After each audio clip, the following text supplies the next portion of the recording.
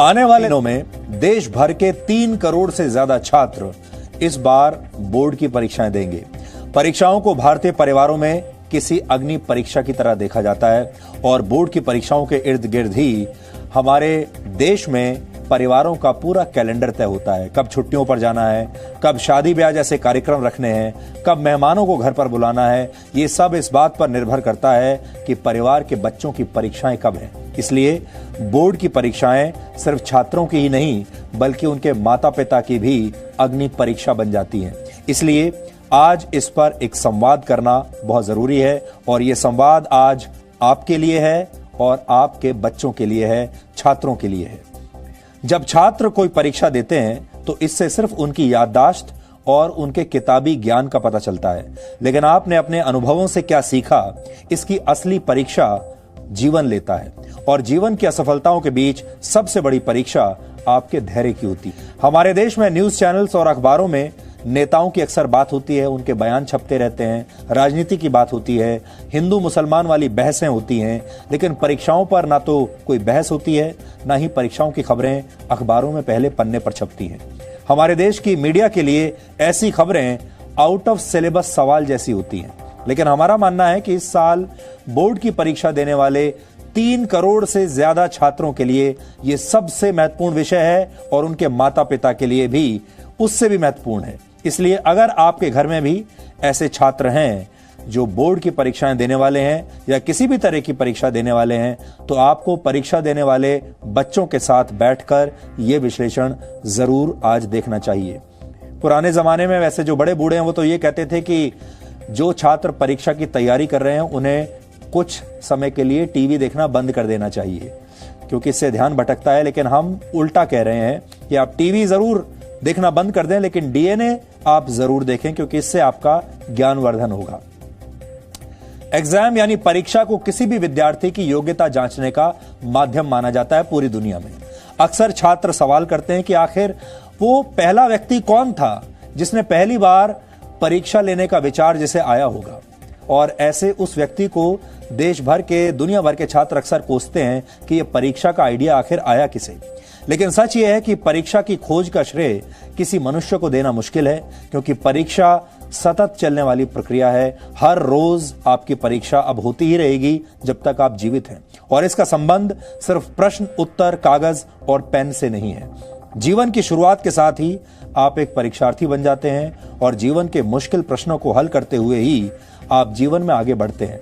लेकिन आज सबसे पहले बात उन बोर्ड की परीक्षाओं की जिनमें इस वर्ष देश के 3 करोड़ से ज्यादा छात्र हिस्सा लेने वाले हैं। अगर आप भी इस साल परीक्षा देने वाले हैं तो हमारे इस विश्लेषण को आप एक ऐसी एक्स्ट्रा क्लास मान सकते हैं जिसमें हम आपसे सवाल तो नहीं पूछेंगे, लेकिन उन सारे सवालों का जवाब देने की पूरी कोशिश करेंगे जिनके उत्तर न सिर्फ आपको परीक्षाओं में मदद करेंगे बल्कि आप जीवन की परीक्षा भी अच्छे नंबरों के साथ पास कर पाएंगे।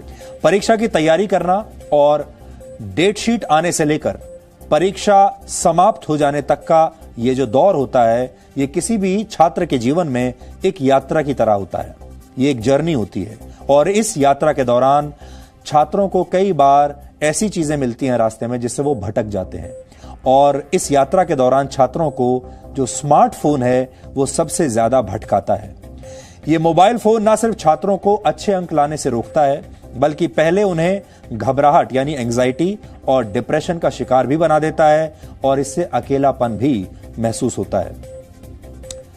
Journal of computer assisted learning के एक नए सर्वे के मुताबिक जो छात्र जरूरत से ज्यादा स्मार्टफोन्स का प्रयोग करते हैं उनका ध्यान पढ़ाई में कम लगता है और वो परीक्षाओं को लेकर ज्यादा घबराए हुए रहते हैं और यही घबराहट एंजाइटी में बदल जाती है।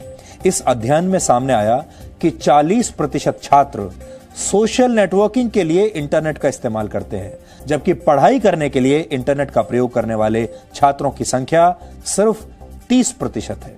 यानी ज्यादा छात्र जो हैं वो सिर्फ दोस्तों से बात करने के लिए इंटरनेट का प्रयोग करते हैं और कम छात्र ऐसे हैं जो इंटरनेट का प्रयोग सही चीज के लिए करते हैं यानी पढ़ाई के लिए करते हैं। इस स्टडी के मुताबिक इंटरनेट का ज्यादा प्रयोग करने वाले छात्र अकेलेपन का भी शिकार हो जाते हैं।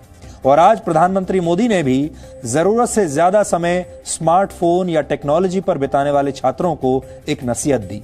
उन्होंने कहा, अगर बच्चे 10% समय भी अपने माता पिता के साथ बिताएंगे, परिवार के साथ बिताएंगे, तो उन्हें जबरदस्त फायदा होगा। अगर आपके घर में भी कोई छात्र ऐसा है जिसे इंटरनेट की लत लग चुकी है, जो हर समय सिर्फ टेक्नोलॉजी के साथ संघर्ष करता रहता है, टेक्नोलॉजी के साथ समय बिताता है, इंटरनेट के साथ रहता है, लेकिन भारत में बच्चों की परीक्षाओं को लेकर परिवारों में तनाव का माहौल उत्पन्न हो जाता है। बच्चों के खेलने कूदने पर पाबंदी लगा दी जाती है। परीक्षाएं हों तो शादी विवाह जैसे कार्यक्रमों की तारीखें बदल दी जाती हैं, उन्हें आगे के लिए टाल दिया जाता है। छुट्टियों को भी कैलेंडर में जगह नहीं मिलती। मेहमानों के घर पर आने पर पाबंदी लगा दी जाती है। बहुत सारे माता पिता टीवी का कनेक्शन भी कटवा देते हैं और कुल मिलाकर एक बहुत ही गंभीर माहौल के बीच बच्चों को परीक्षा की तैयारी करवाई जाती है। लेकिन कई बार यही गंभीरता और दबाव बच्चों के मानसिक स्वास्थ्य पर भारी पड़ता है।